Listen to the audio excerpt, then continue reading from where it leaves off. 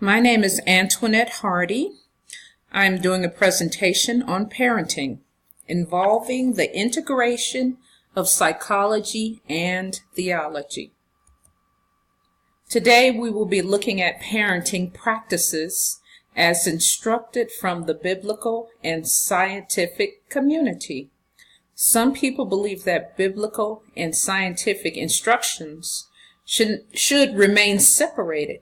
However, I believe that scientific findings can be used to validate what is already written in the Bible. We will look at what is written in Deuteronomy chapter 11, verses 18 through 21.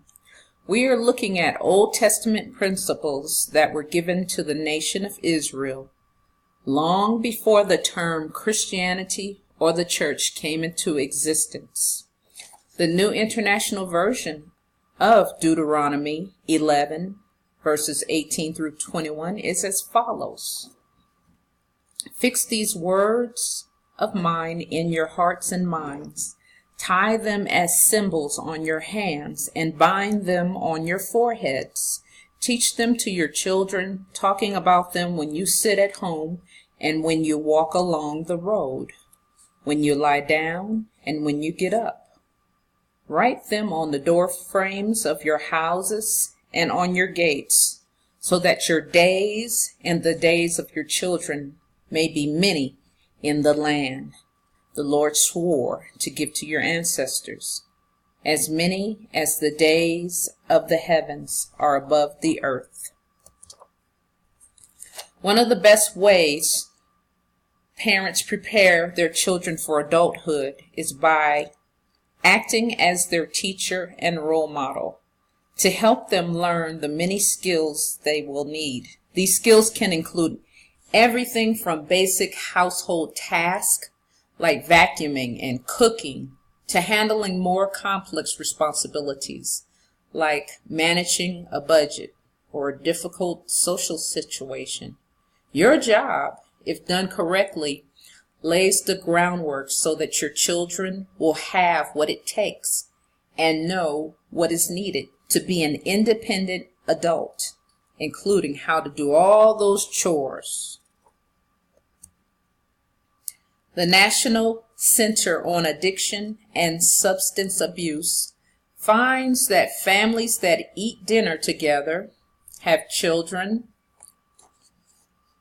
and adolescents that are less likely to engage in risky behaviors, including smoking, drugs, and sex, and more likely to engage in pro-social behavior, including attending school and getting good grades. Kids love walking because it's fun and interesting. You get to notice things along the way and meet people in your neighborhood. It's sociable. Children love walking with their friends, especially on the journey to school. It makes them feel good. The exercise makes them feel calmer and happier, and it improves their concentration, making it easier to focus in school. It promotes independence and freedom. Children can make more decisions about their journey than they can in the car. They can choose to stop and look at something along the way, and they can start to make decisions about road safety. Regular schedules and bedtime rituals play a big role in helping kids get sound sleep and function at their best. When you set and maintain good sleep habits, it helps your child fall asleep, stay asleep, and awake rested and refreshed. They can take the stress out of bedtime too. They can help take the stress out of bedtime. One of a family's greatest challenges is to establish comfortable, effective routines.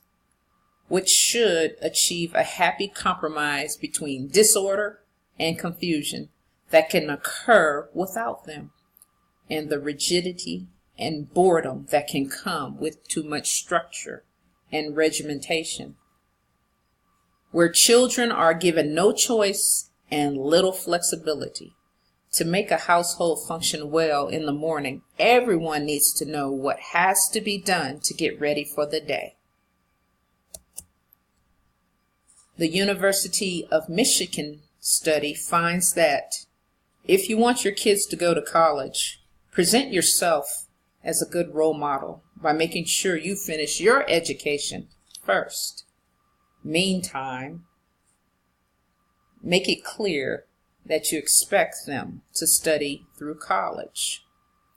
Parents who saw college in their children's futures seemed to manage their children towards those goals. As we have seen from previous slides, psychology can be utilized to bring more practical detail to the Bible statement that was listed on each slide. In Old Testament times, families lived together in community from birth to death. They had practical examples of how to live out biblical instruction all around them. Whereas today, we are in a highly mobile society surrounded by all kinds of people. The proper examples of how to instruct children may have to be sought out. As we look at the instruction from the science community, we can find good examples and instruction on how to teach our children, and in many instances, utilize that instruction alongside the Bible. Thank you very much for listening.